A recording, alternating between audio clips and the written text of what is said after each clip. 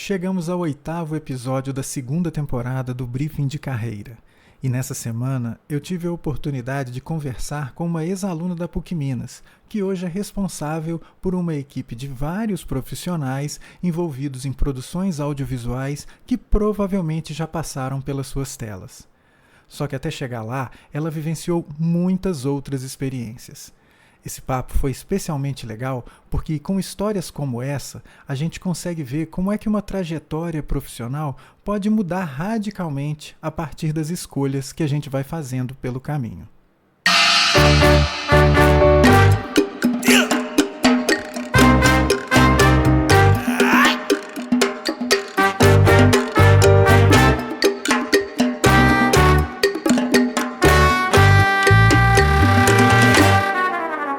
Olá pessoal, meu nome é Ania Karenina, eu sou diretora de estratégia e marketing da Buffalo. A Buffalo é uma empresa de conteúdos audiovisuais, a gente se posiciona um pouco mais do que só uma produtora, a gente tem um trabalho bacana aí de estratégia, a gente fala que a gente trabalha de ponta a ponta, desde a estratégia até a distribuição do conteúdo, para garantir que a empresa vai ter o resultado com aquele projeto desenvolvido e tal. Esse ano eu faço 20 anos que eu entrei na faculdade, então eu tenho 18, 17 anos de mercado, porque eu comecei a fazer estágio já no meu terceiro período, e aí estamos aí, vivendo o mercado, já fui gerente, já fui planner, já trabalhei em agência, já trabalhei em empresa, já trabalhei na própria PUC como estagiária, então assim, já tenho uma passagem legal aí por vários lugares, na área de saúde, na área de empresas mesmo maiores, enfim, tem um pool aí de coisas legais para contar. Então já vamos emendar aí, porque você falou que começou fazendo estágio. Como é que foi esse processo de você começar a fazer estágio até você virar hoje diretora de conteúdo da Buffalo? Como é que foi esse processo, assim? Como é que começou a Ania estudando publicidade e fazendo seus primeiros estágios? Legal demais, Caio. O meu primeiro estágio foi na CACI, que é a Caixa de Assistência dos Funcionários do Banco do Brasil. É o plano de saúde dos funcionários do Banco do Brasil. Uhum. E lá eu trabalhava com comunicação interna. Então, na minha época, fazia-se, house organ, fazia jornal de mural. Eu ajudava muito a fazer, lá tinha muito trabalho de comunicação interna, de relacionamento entre as áreas, então a gente fazia muita dinâmica, eu trabalhava muito próximo do RH e muito próximo da diretoria mesmo da CACI, para a necessidade de repassar conteúdos e informações para todo mundo. A CACI tem uma sede em Belo Horizonte, mas tem algumas filiais, vamos colocar assim, algumas outras sedes no interior de Minas, e no interior do Brasil. Na verdade, a gente era CACI Minas, e aí respondia a Brasília, mas também ajudava os interiores. Então, Montes Claros, Juiz de Fora e tal. Então, eu fazia conteúdo para que todas essas áreas se comunicassem. Então, contava as histórias. Eu tinha um trabalho meio jornalístico / publicitário, porque o jornalismo a gente estava começando, eu entrei para começar uma intranet. Então, eu fazia muito conteúdo para a intranet, então procurava saber aquela apuração jornalística mesmo das ações que aconteceram dentro da empresa. E como tinha muita atividade de saúde, de bem-estar, de relacionamento, eu ajudava a pensar a divulgação dessas ações para os próprios funcionários da CACI. Não era uma coisa que chegava para os usuários, mas chegava para os funcionários assim, da CACI. E aí eu digo que eu acho que essa experiência me deu um negócio muito legal, que foi a noção de hierarquia. Eu já começo trabalhando numa empresa grande, numa empresa que eu tinha contato direto com o superintendente estadual da CACI, e eram dois caras super legais, assim, eu tive dois caras ao mesmo tempo, foram muito legais, só que a minha equipe inteira e a minha chefe era mulher. Então, nós éramos 6 mulheres numa equipe, eu era estagiária e o restante todo mundo funcionário. E era um trabalho muito bacana, porque eu passei a entender a necessidade da hierarquia, porque é tudo muito tranquilo, tudo muito legal, mas no final tem que ter um CPF para assinar. Tem que ter alguém para validar aquele processo, aquela atitude, aquela tomada de decisão. Então, desde muito nova, eu consegui entender essa questão dessa cadeia hierárquica, que pode, obviamente, não... O fato dela ser hierárquica não quer dizer que ela é rígida, ou quer dizer que ela é complexa e tal, mas tem, obviamente, um grau aí de tomada de decisão, um grau de responsabilidade dentro do processo. Bacana. E eu fui a pessoa que entrou, na verdade, eu peguei esse cargo, né, assim, da Maíra Bass, que hoje está no Grupo Bell. Maíra hoje jornalista sensacional e tal, e era muito legal por conta disso. Eu entrei no segundo para terceiro período, fiquei lá um ano e pouquinho, e o mais legal era isso, eu podia ter contato com a empresa inteira e tentar entender a comunicação da empresa inteira. Então, eu tinha a responsabilidade, por exemplo, de fazer os murais de comunicação que acontecia a cada 15 dias. Então, a cada 15 dias eu tinha que pensar em todo um conteúdo de mural. Hoje eu já nem sei se isso existe mais, né, gente? Assim, não sei nem se isso acontece mais. Mas era super legal, assim. Mas eu acho que meu maior aprendizado na CACI foi esse. Foi entender a estrutura de uma empresa grande e entender essa cadeia hierárquica super legal e, ao mesmo tempo, ter pessoas muito bacanas perto de mim. E já de primeira, já comecei a trabalhar com várias mulheres super legais também e tal. Então, assim, eu tenho essa memória muito grande de virar e falar, olha, dá para chegar lá como mulher, como, né, e, ao mesmo tempo, todas elas casadas, todas elas com filhos, todas elas com vida normal, mas sendo chefes e analistas e trabalhando de um jeito muito bacana. E esse foi seu primeiro estágio estudando publicidade. E isso. Quanto tempo você ficou lá? Eu fiquei 1 ano. E aí, daí, eu fui... eu comecei a ter aula com o Eduardo Braga. Eu sou formada no São Gabriel, né? Minha formação no São Gabriel como comunicação integrada. E aí, eu comecei a ter aula com o Eduardo Braga, e o Eduardo tinha a gestão do NPP, do Núcleo de Publicidade e Propaganda. E aí eu já queria, é muito engraçado isso, assim, quando eu entrei na faculdade, eu olhava para os laboratórios e falava, meu Deus, que sensacional, eu vou produzir assim, assim, assim. Primeira vez que eu tive que decupar um vídeo na vida, eu falei, meu Deus do céu, isso é chato demais, eu não tenho a menor ideia como vou fazer. Eu não curti, eu nunca fui da produção criativa, eu sempre fui da gestão. Eu sempre fui do entendimento da necessidade, da estratégia, da gestão de comunicação. Tanto que eu me lembro no meu 6º período de publicidade, eu tinha aula com o Alexandre e eu falava com ele assim, ele mandava a gente criar as peças e tal, eu falava com ele assim, entende a ideia, pesca a ideia. Ele falou, por quê? Eu falei, porque eu não vou desenhar, não vai ser eu a desenhar, não vai ser eu a pegar o Corel, o Photoshop, o que for para fazer. Eu vou ter alguém para fazer mais criativo que eu, mas eu tenho que saber passar para ele essa pergunta, né, esse briefing, essa informação, e também pegar o resultado, assim, entender e saber analisar o resultado. Então, eu sempre fui da gestão, nunca...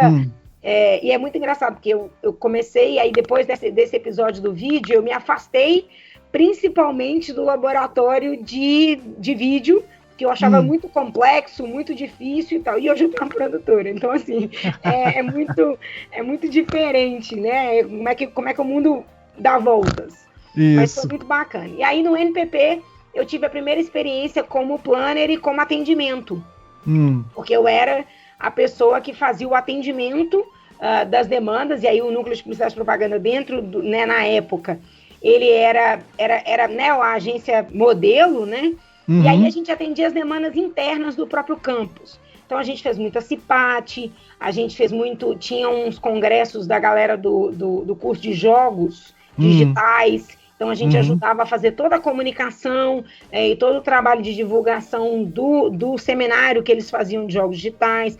A gente trabalhou muito com o Fronteiras da Comunicação, então vários, que era um projeto interno do São Gabriel, com palestras, com oficinas e tal, era um negócio... Mas era muito bacana o Fronteiras, e aí trabalhava muito. A gente trabalhava com o Mnemônico, que era um mural...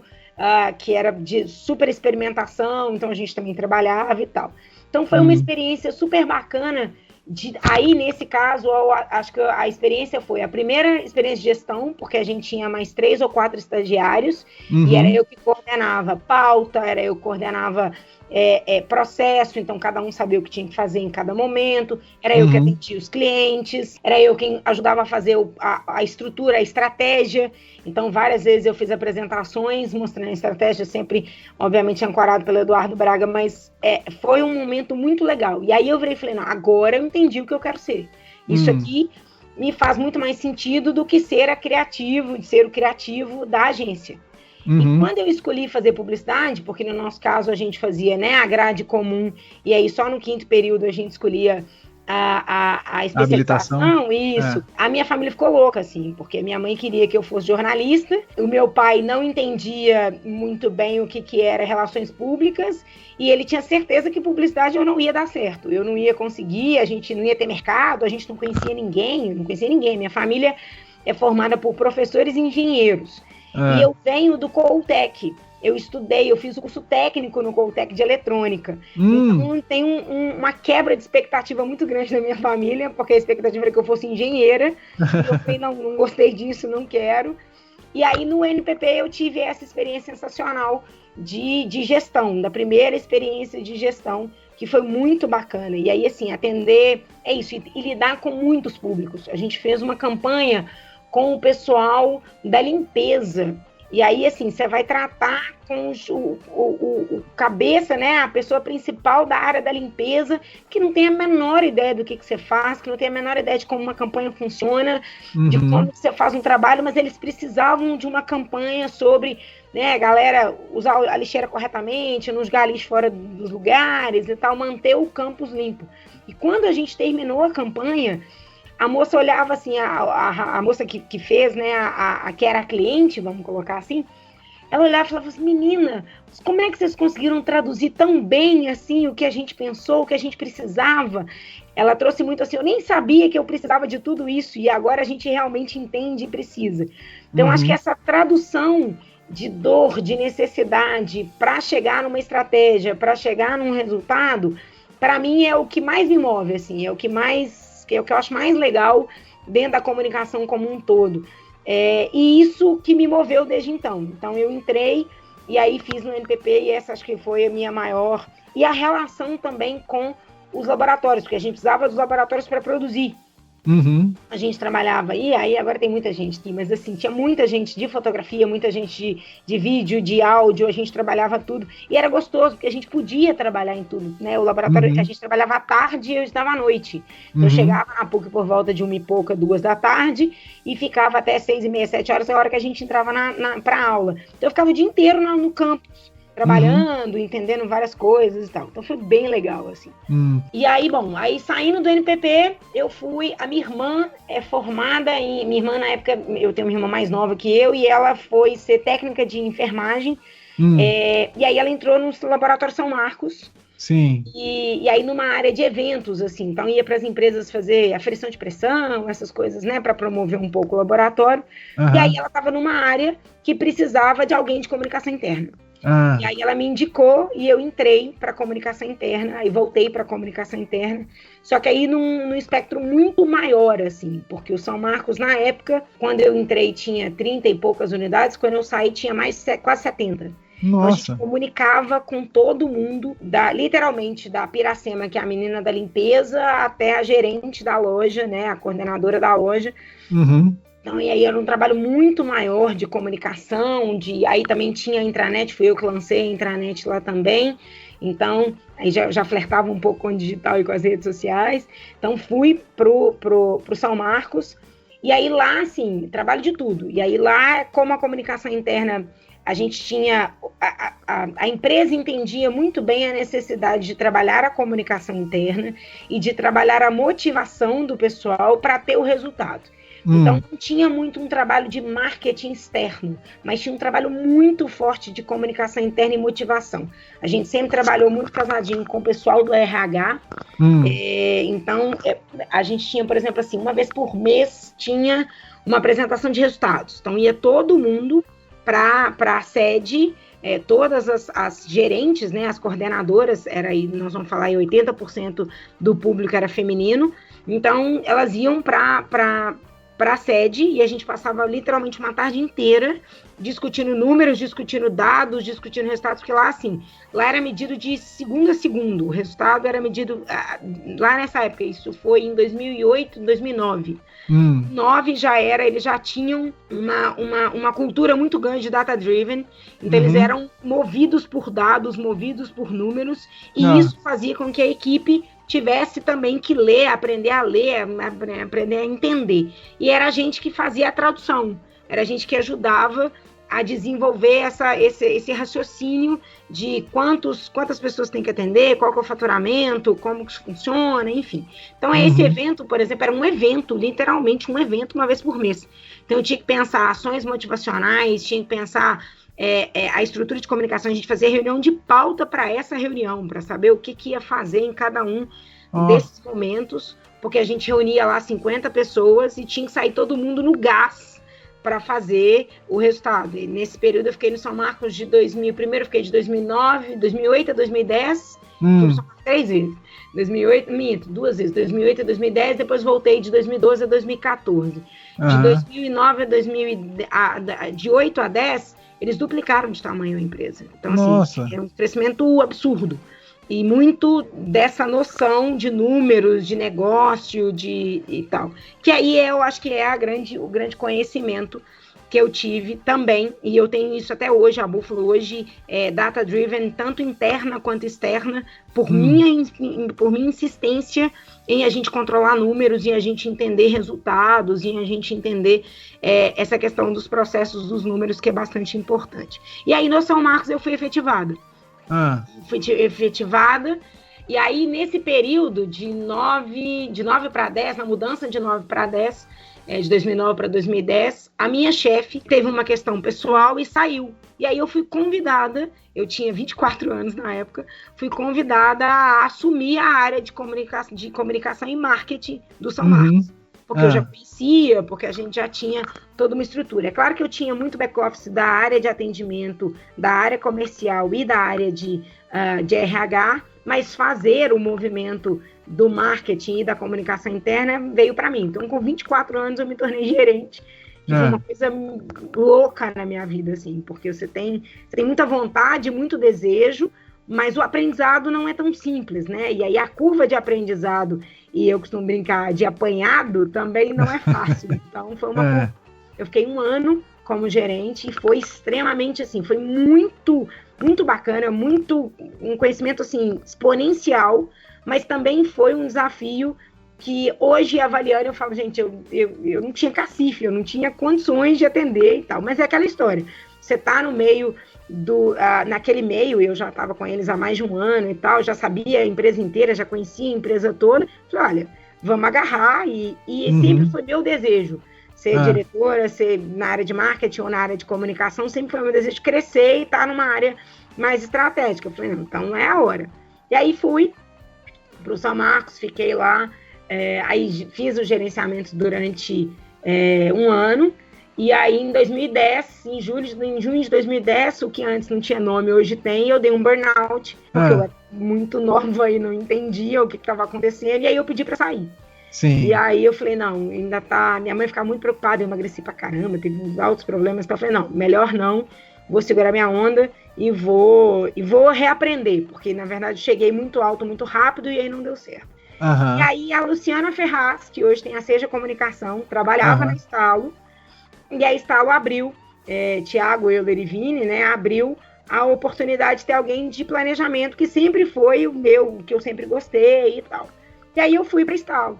Então eu cheguei na Estalo em 2010, em agosto de 2010, e aí sim, trabalhar em agência, né, ainda não tinha tido essa experiência, trabalhar em agência. A Estalo na época tinha 12, quando eu saí tinha quase 30 pessoas, era um negócio super legal, assim, e tal. E aí eu tive uma experiência, aí é outra experiência, a experiência de saber lidar com vários clientes ao mesmo tempo, de entender prazo, principalmente, porque no São Marcos, se não fizesse hoje, amanhã eu fazia. Lá não, tem que entregar na data certa, no cliente certo.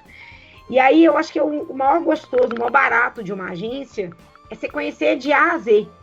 A gente atendia muita construtora, a gente atendia muita empresa, a gente me lembro disso, assim, tipo, uma empresa chamada Treviso, não existe a Treviso ainda, caminhões, vender caminhão grande, Volvo, e a gente ajudava a fazer tudo. Então, assim, você tem um universo de clientes muito grandes, e o relacionamento com cada um deles é muito diferente. Quando você pega uma empresa muito estruturada, é um negócio muito sério, é um negócio muito, né, muito muito sisudo, assim. Quando você pega uma empresa menor, você tem mais liberdade. Então a gente virava brother do pessoal e tal. Então era super gostoso.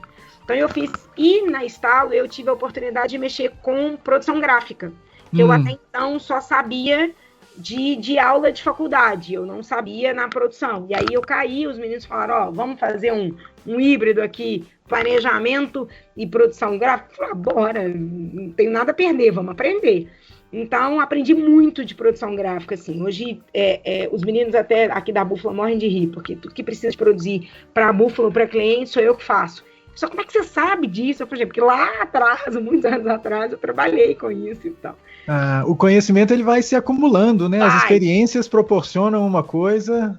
É muito legal, assim. E aí na Estalo foi isso. A Estalo, acho que foi essa pluralidade de clientes, de conteúdo. E eu sou muito curiosa, então eu sempre gostei de estudar muito.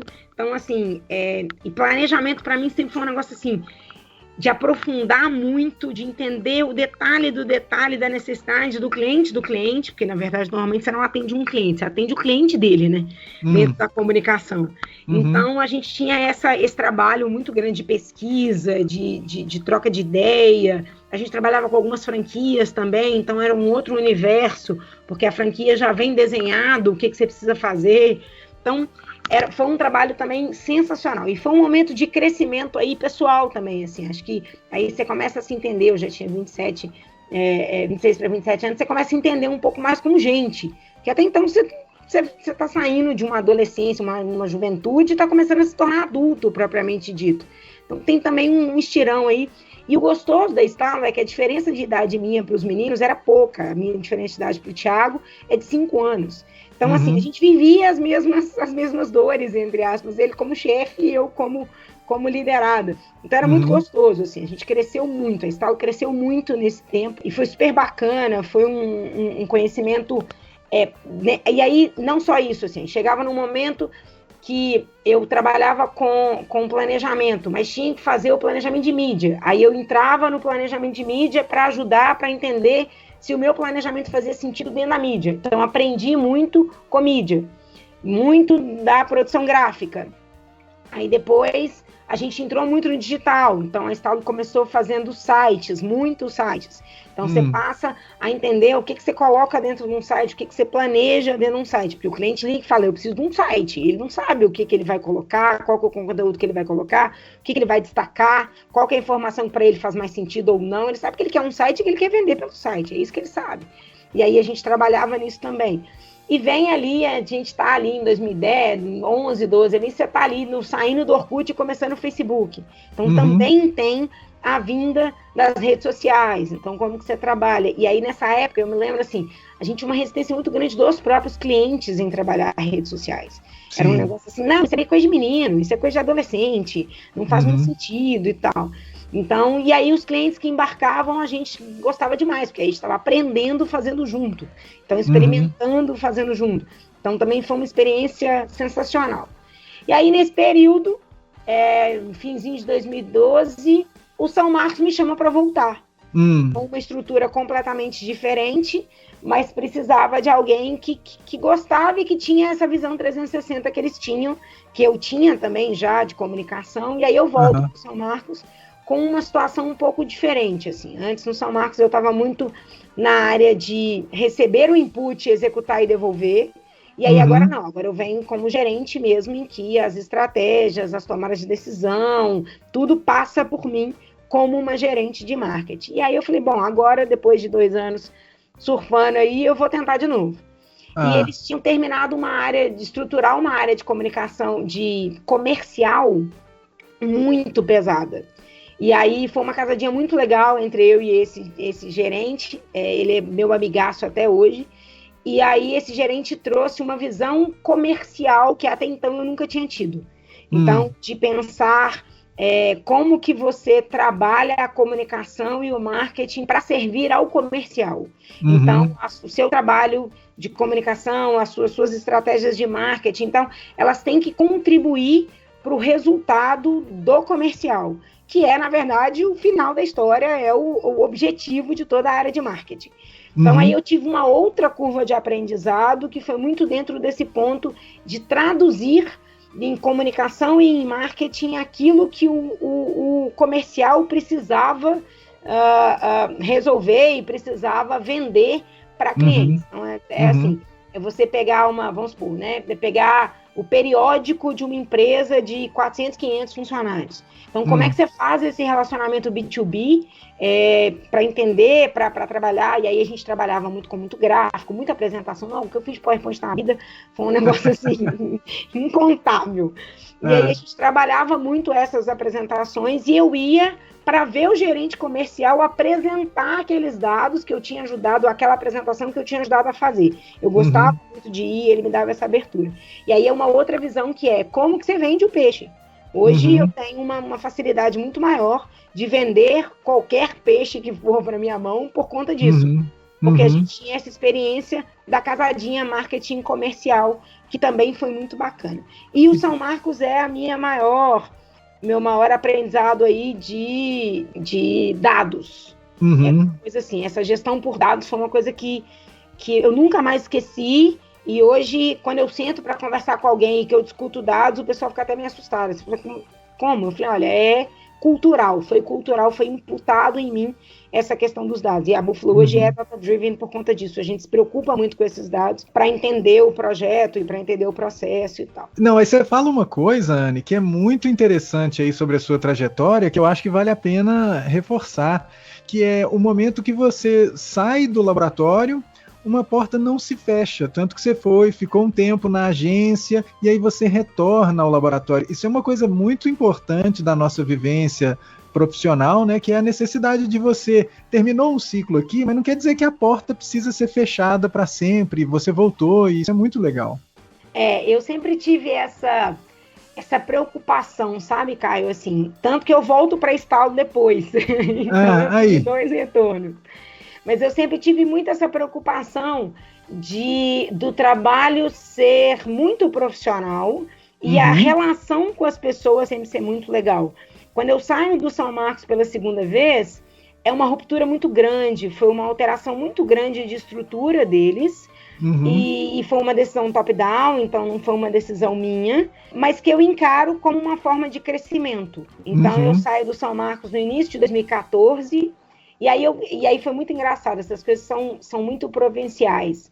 Eu sempre quis fazer intercâmbio, minha vida, eu sou autodidata em inglês e eu sempre quis fazer intercâmbio. E aí o dinheiro da rescisão, no dia que eu fui mandar embora, eu recebi um e-mail de uma dessas empresas de intercâmbio, falei, tá aí, vou pegar esse dinheiro e vou tocar o mundo. E aí eu fui morar 15 semanas no Canadá, eu fui para Toronto, morei no Canadá 15 semanas, e foi outro divisor de águas, assim. Outra cultura, outro mundo, morar sozinha pela primeira vez, ter uma experiência num país, e o meu inglês era macarrônico, e aí voltei com um inglês muito melhor, que na nossa área faz toda a diferença. Então também teve essa mudança. E aí quando eu volto, antes de eu ir para o Canadá, eu fui num evento na Estalo, que eles tinham um negócio chamado Café na Estalo, e aí foi um Dia das Mulheres. E aí o Thiago brincou com a Luciana, que foram as 2 pessoas que me trouxeram para a Estalo inicialmente, falou, fala com ela que o dia que ela quiser voltar, ela volta. E aí eu falei, fala com ele para segurar, eu vou para o Canadá, quando eu voltar a gente conversa. E aí quando eu voltei, eu não esqueço disso, eu voltei no Dia dos Pais, em agosto, e aí na terça-feira eu liguei para ele, Thiago, pelo amor de Deus, eu preciso voltar a trabalhar, eu não tô dando conta, eu fiquei 15, né, fiquei quase 6 meses parada, então vamos voltar. E ele, não, vem, vamos conversar, vamos resolver. E aí eu volto para Estalo, também como planner de novo. E aí a relação... porque a primeira passagem pela Estalo foi isso, assim, eu fui muito plural. Eu cobri férias de atendimento, eu cobri férias de mídia, eu cobri férias... eu trabalhava com produção gráfica, ajudava em site, ajudava em planejamento. Então, assim, a única coisa que eu não fazia era criação. O restante, todas as áreas ajudavam em algumas coisas de financeiro, então, às vezes precisava, sei lá, fazer uma planilha para prestar contas para cliente, umas coisas assim, ajudava também. Então, teve toda esse crescimento. E aí eu volto para a Estalo, fico 6 meses na Estalo, com essa estrutura, a Estalo já não era mais, quando eu volto para a Estalo tem 40 e tantas pessoas na Estalo, a Estalo já era grande e tal. E aí com 6 meses eu vou para a Plan B, E aí a Plan B sempre foi digital first, e aí resolve abrir um núcleo de offline, porque eles estavam passando muito aperto com clientes para atender 360. Então é a virada da Plan B para deixar de ser só. E a Plan B na época era a agência digital, né, gente? Assim, era isso eu tô falando de 14 para 15. Era uma coisa assim. Você falava de Plan B, nossa, tanto que no ano que eu tava lá ganhou vários prêmios com vários projetos legais. E aí, de novo, várias empresas muito bacanas, vários clientes sensacionais que eu tenho até hoje. Eu atendo séculos até hoje, séculos e Mondaine atendo até hoje, comecei lá. E aí passaram pela Buffalo 2, 3 vezes, então a gente atende até hoje. Então é muito legal. Só que eu acho que na Plan B, esse choque do digital, para mim, foi um pouco complexo, assim. Eu estava acostumada, principalmente na Estalo, a poder tomar conta do projeto como um todo, assim. A estrutura da Estalo sempre foi muito fluida. No meu caso, eu brincava muito com o Thiago, que eu falava assim, eu não sei o que é exatamente, não, eu vou dar meu pitaco, e aí depois você me fala se está certo ou se está errado e tal. Na Plan B eu não tinha isso, na Plan B era uma coisa um pouco mais rígida, então eu não entrava na criação, eu não entrava, eu era só o planejamento, eu fazia o planejamento, aprovava o planejamento com o cliente, atendimento pegava e transformava aquilo em peças, em campanha e tal. Então eu não tinha um controle muito grande, então eu não podia gestorar muito aqueles projetos. E aí isso foi me dando uma certa desanimada, eu diria. Foi lindo, meu conhecimento, sei lá, 90% que eu tenho de conhecimento hoje digital, eu comecei na Plan B, foi super legal, mas eu achei que a estrutura não favorava muito. E aí isso é muito legal, porque aí você conhece muito de você mesmo, assim, né? Você sabe o que você tá afim de fazer e aquilo que você não tá. Desde que entrei na publicidade, todo mundo fala comigo, mas você vai criar, você vai desenhar, você não desenha, você não tem, né, assim, e eu nunca fui criativa nesse ponto. A minha criatividade sempre foi para resolver problemas, para ter ideias que outras pessoas executavam. Acho que a minha parceria, inclusive, com o Thiago é muito essa. O Thiago tinha as ideias também e eu era muito executora, eu sou muito executora, mas não da criação, da execução mesmo, de botar a coisa para rodar, pensar o projeto como um todo. Então foi muito legal por conta disso. E aí eu saí da Plan B, fiquei um tempinho fora, e aí eu estava fazendo um processo de coaching, não esses coach fajuto que a gente está acostumado, um coach legal mesmo e tal. E aí a última tarefa desse coaching era conversar com alguém que eu achava foda no mercado. E aí eu liguei pro Thiago, falei, chefe, me chamei ele de chefe, falei, chefe, vamos bater um papo e tudo mais, vamos. Aí a hora que eu encontrei com ele falou, eu tô querendo abrir dentro da Estalo um núcleo de audiovisual para trabalhar a estratégia e eu não vejo outra pessoa. E aí você veio a calhar, falei, então pronto, vamos embora. E aí voltei para a Estalo pela terceira vez, mas como Buffalo, e aí ajudei o Thiago a montar a Buffalo, e hoje, 9 anos depois, estamos aqui do tamanho que a gente está e tal. Assim, é uma trajetória muito... eu quis experimentar muita coisa e ao mesmo tempo fui desafiada o tempo inteiro. O tempo todo, eu fui desafiada o tempo todo principalmente essa parte de gestão ser ainda mais afiado. Então, a Buffalo já teve 35 pessoas trabalhando, de 30 está na minha mão. Então, assim, é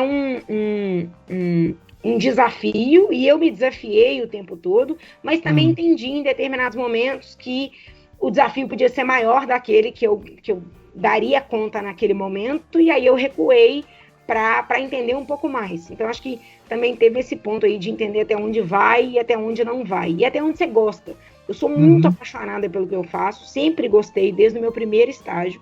E aí, se eu não tô com o gás, com o tesão para fazer, com um negócio legal, eu falo, tem alguma coisa de errado e eu tenho que corrigir essa rota aqui, porque não tá funcionando. Porque comunicação é isso. Se você não tem paixão, você não leva. Diferente, talvez, imagino eu, de uma engenharia que você faz conta e acerta e pronto. E hoje não, né? Porque com IA nem isso vai dar conta mais.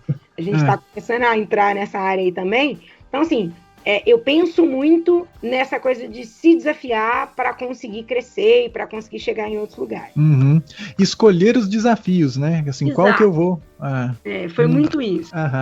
E assim, bom, dá para ver uma coisa muito interessante, que é assim, você começa uma trajetória indo em direção a planejamento, marketing e etc., mas a produção te chama. Como é que você fez para conciliar? Você teve que voltar àquela época lá da graduação que você frequentava o laboratório de audiovisual para reaprender algumas coisas, ou algumas coisas já estavam na memória, você só reativou? Como é que foi esse processo para hoje trabalhar com... Eu acho que tem um pé em cada lugar, né? Isso, na verdade tem o pé nos três, tem o pé na gestão, tem o pé no planejamento e tem o pé na produção. Acho que aqui tem um diferencial. O que eu acho, Caio, assim, quando a gente começou, a gente tinha noção, quando a Buffalo começou, a gente tinha noção de comunicação, mas a gente não tinha noção de produção. Então a gente apanhou muito durante a produção. E hoje ainda apanha. A gente tem 9 anos e eu te falo, eu aprendi muito com esse projeto que a gente acabou de fazer de vacinação, porque é um mundo bem mais diferente na produção do que a gente estava acostumado, assim. E a Buffalo tem uma característica que a gente tem a produção, desde a produção com celular, com um negócio simples, fácil de fazer, a movimentar um set com 50 pessoas ao mesmo tempo, mais... o set tinha mais 50 pessoas, na verdade, só 50 pessoas, só quem estava envolvido na produção. Então, assim, eu acho que só que sempre foi a gestão desse processo de produção. Então, eu ponho a mão na massa, eu tenho que fazer uma direção hoje, eu vou para fazer a direção. Precisa de produzir, por exemplo, levantar um casting, entender uma locação, eu faço.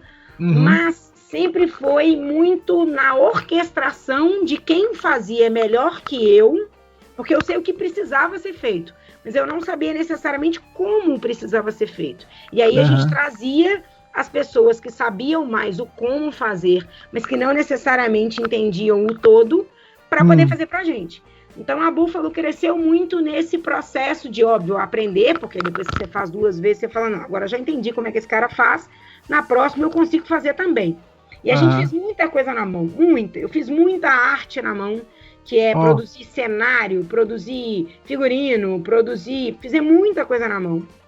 Fizemos muita coisa pensando assim, o Thiago criativo, vamos desenhar aqui e falar, beleza, isso aqui é comprar um móvel. A gente tem até uma história muito engraçada dessa, assim.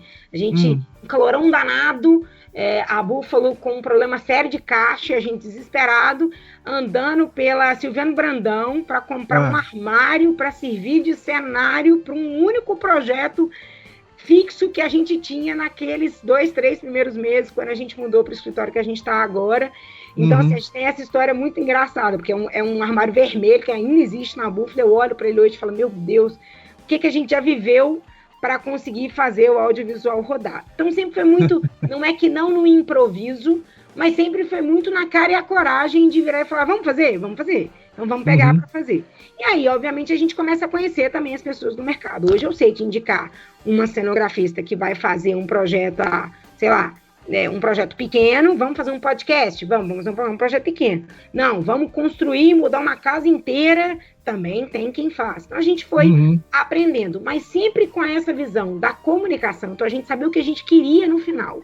A gente podia não saber o miolo, mas a gente sabia o que a gente queria no final, e buscando as pessoas que faziam no mercado.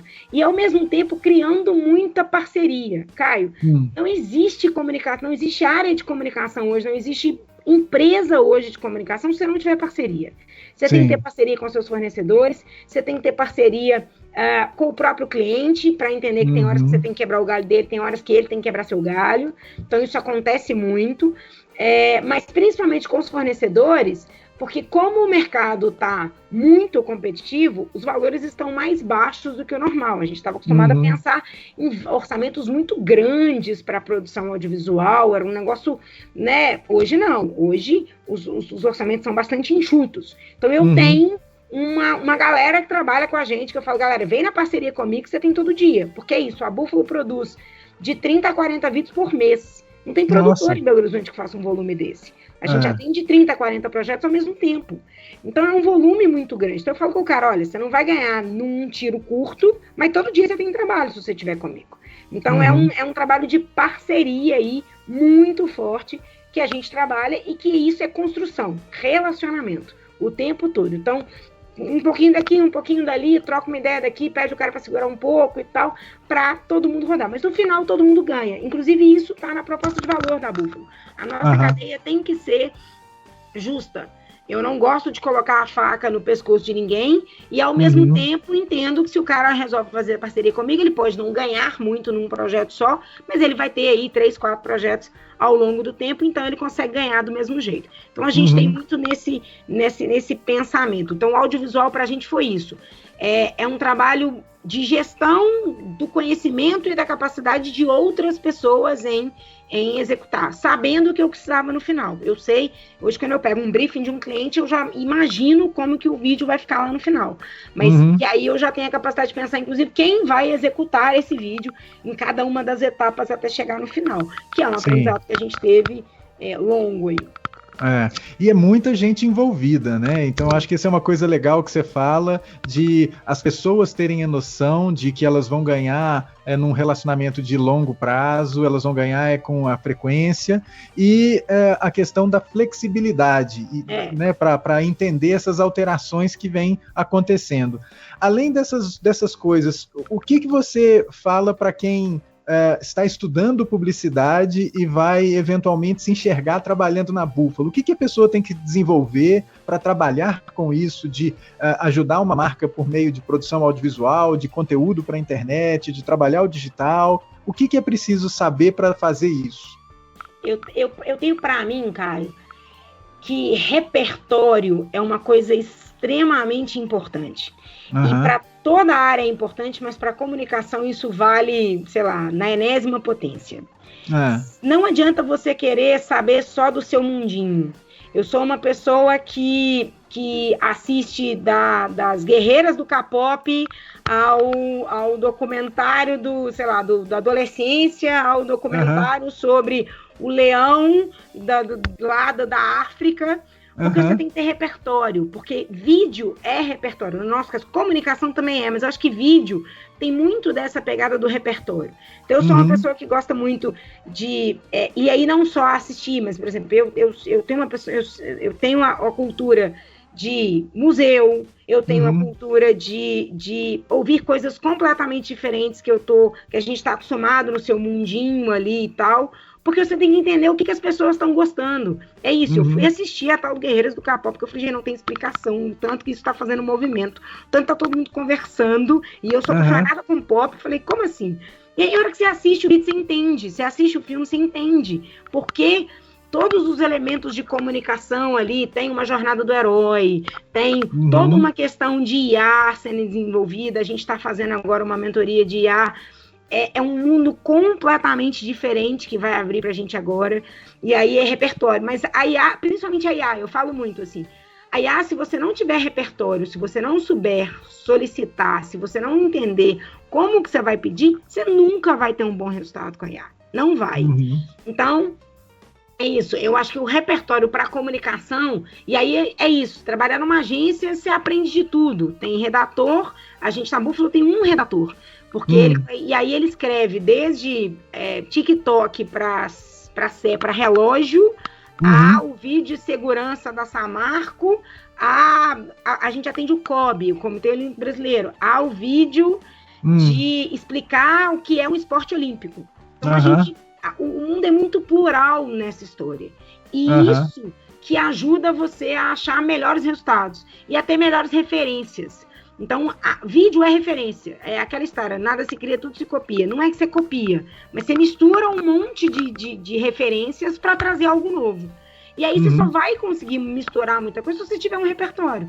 Então, a pessoa que meio que se limita a viver só uma situação ou ter só um tipo de relacionamento, inclusive com pessoas, assistir só um tipo de vídeo. Eu, por exemplo, adoro fantasia, mas não dá para assistir fantasia o tempo inteiro, né? Porque é fantasia, inclusive. Então, você tem que buscar. Então, por exemplo, assistir uns documentários. Eu me lembro um dia que a gente assistiu aquele Vale Escrito. Eu falei, gente, eu nunca imaginei na minha vida que isso fosse existir no mundo. Eu me lembro de assistir Narcos e falar, gente, como é que o Pablo Escobar existiu no mundo? E existiu. Então, eu acho que repertório é o que eu mais converso com a minha equipe, é o que eu mais converso com todo mundo. Porque o restante, a parte técnica, a parte da usabilidade do software, você entender do algoritmo, você vai entender, você vai assistir uma aula ou outra, você vai pegar fazendo, isso vai acontecer. Mas para você dar o comando, você tem que ter um repertório que você não tem, se você não tiver, abrir a sua cabeça para isso. Então, minha visão é muito essa, assim, do conhecimento diferente de só aquilo que você gosta. Eu assisto muita coisa que eu não curto, inclusive, para ver coisas diferentes e poder trazer. E aí a gente traz essa referência para dentro de casa, né? Assim, a gente tinha um momento na Buffalo que agora todo mundo em home office, depois da pandemia, a gente virou o escritório home office, então não tem presencial. Mas a gente tem uma reunião toda segunda-feira, 2h, que a gente pergunta o que a galera assistiu no fim de semana. O que você assistiu no fim de semana? O que você viu? Onde você foi? Literalmente, qual que é o boteco que você conheceu essa semana em Belo Horizonte e quer me indicar? Para a gente poder também ter esse cultural. Então, acho que hoje eu tenho uma pessoa que culturalmente consegue concatenar mais coisas, porque achei que seria um caminho abrir a cabeça para outros lugares. Então, acho que comunicação, para mim, está muito ligada a isso. É muito necessário você ter essa mente aberta, porque senão você não teria feito a sua trajetória, né? Que você começou trabalhando com comunicação interna e depois se viu trabalhando com produção audiovisual, mas atendendo demandas de comunicação interna. Você deu uma volta que se você não tivesse aberta a vivenciar isso, essa volta não teria acontecido, né? E aí isso também ajuda a lidar com clientes de várias naturezas.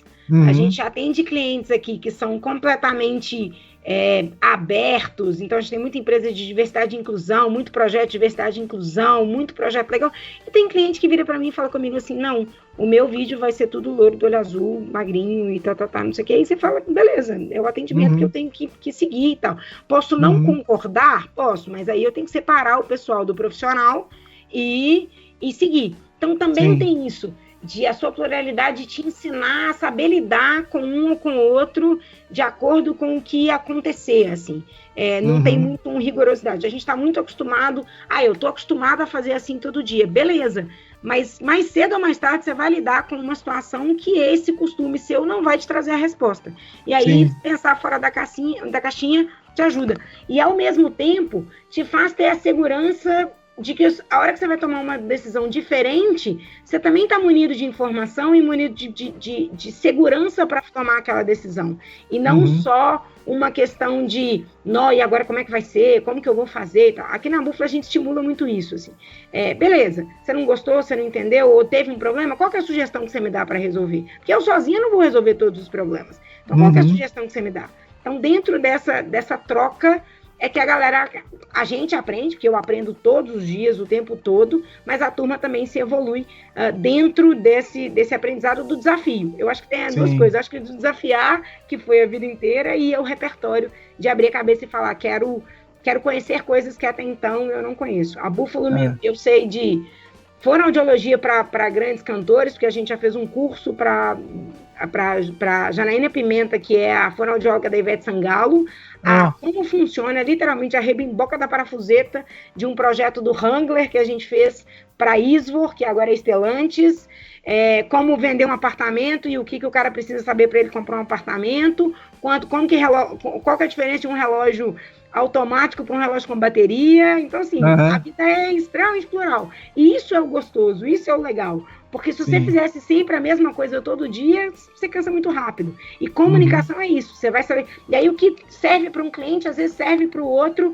que você está, às vezes, numa encruzilhada, não sabe como resolver, e você lembra, não, mas eu fiz aquilo para aquele cliente que não tem nada a ver, mas que pode ajudar aqui. E aí você adapta e entrega para o cliente um negócio legal, uma coisa que ele não estava esperando, inclusive, porque você tem esse repertório para repensar. Então, acho que eu gosto muito dessa ideia do corram atrás de repertório, entendam não só o seu mundinho da comunicação, mas de outros mundos, porque isso vai te exigir, lá na frente isso vai te exigir. Dificilmente você vê hoje uma pessoa de comunicação que fica 10 anos numa mesma empresa, né? Apesar de que eu estou há 9 anos na Buffalo, mas é por conta de evolução. Mas eu digo assim, hoje a nossa média de troca de turnover aqui é de 2 em 2 anos. Então, de 2 em 2 anos, eu troco praticamente a minha equipe inteira. Porque as pessoas se cansam ou querem tentar outras coisas e tá certíssimo e tal. E também tivemos outras pessoas voltando. Então, já tive pessoas que foram e voltaram e tal. Então, eu falo, vai pro mundo, aprende outra coisa, conversa com outro chefe, vai ter outra experiência. E se você quiser, o dia que você quiser, a gente volta. Isso já aconteceu com umas 3 ou 4 pessoas, que é super legal. Então, acho que é muito essa vivência também. Bacana. Se você não me segurar, já era. E não fechar as portas, né? Eu acho que isso aí é um negócio que tá bem latente aí, muito legal. E aí, o não fechar as portas hoje, principalmente, Caio, é comportamento. É você saber também ser comportamento, tanto não só no desligamento, mas no seu trabalho no geral. Porque existem pessoas que a gente já conviveu que eu falo, essa pessoa não volta mais. Porque o comportamento não foi o adequado, não foi legal. Eu tenho que ser certinho, aceitar tudo. Não, não é isso. Atitude, comportamento, forma de encerrar o papo ali tem que ser legal para você deixar a porta aberta. E, obviamente, você não deixar um monte de coisa errada feita para trás, porque senão aí realmente você complica a próxima. Mas se você fizer um trabalho legal, se você fizer um trabalho bacana, a gente inclusive apoia que vá fazer outras experiências, ter outras experiências, e aí se sentir a necessidade quando a gente tiver, né, a oportunidade com a vontade da pessoa, ela volta, não tem problema nenhum. Muito bacana, excelente, excelente, Anne. Eu acho que a gente podia ficar aqui mais muito tempo. Eu gosto de conversar. Talvez vamos ter que marcar uns novos episódios aí. Só combinar, Caio, isso é tranquilo demais. Excelente, muito obrigado, viu, Anne? Foi muito massa. Valeu. Obrigadinha, até a próxima. Pois é, gente. A conversa com a Anne foi muito legal, não foi? Eu achei especiais os detalhes sobre a reviravolta que aconteceu até ela entrar para o audiovisual, que mostra que a gente não pode achar que as nossas primeiras escolhas vão ser as escolhas profissionais definitivas da nossa vida. E outro detalhe que eu achei muito legal é como ela passou por mais de uma vez por alguns lugares onde ela trabalhou, evidenciando que a construção de um bom relacionamento profissional, por onde quer que a gente passe a trabalho, é muito importante. Espero que vocês tenham curtido como eu curti. E se você tiver alguma dúvida sobre o desenvolvimento da sua carreira ou sobre o processo de estágio, pode mandar um e-mail no caiocgo@pucminas.br. Quem sabe a sua pergunta não vira pauta para um novo episódio ou mesmo uma questão que eu farei para alguém que vem aqui conversar comigo. Participe, esse espaço também é seu. Esse podcast é uma produção do Núcleo de Estágio do curso de Publicidade e Propaganda EAD da PUC Minas. Roteiro e apresentação, professor Caio César Oliveira. O curso de Publicidade e Propaganda EAD da PUC Minas é coordenado pela professora Alessandra Girard. Faz parte do colegiado do curso o professor Caio César Oliveira. A chefia do Departamento de Comunicação da PUC Minas é da professora Viviane Maia. A professora Adelina de la Fuente é a diretora da Faculdade de Comunicação e Artes da PUC Minas. Esse episódio foi gravado nos estúdios Mofo, em Belo Horizonte, e pelo Microsoft Teams. A trilha sonora é de Quincas Moreira, e toda a edição foi feita com Audacity no Debian. Assine esse podcast para sempre ficar por dentro do que acontece no universo do estágio no curso de Publicidade e Propaganda EAD da PUC Minas. E lembre-se de deixar o seu like e dar as 5 estrelas para que mais gente tenha contato com esse conteúdo. Um abraço e até a próxima!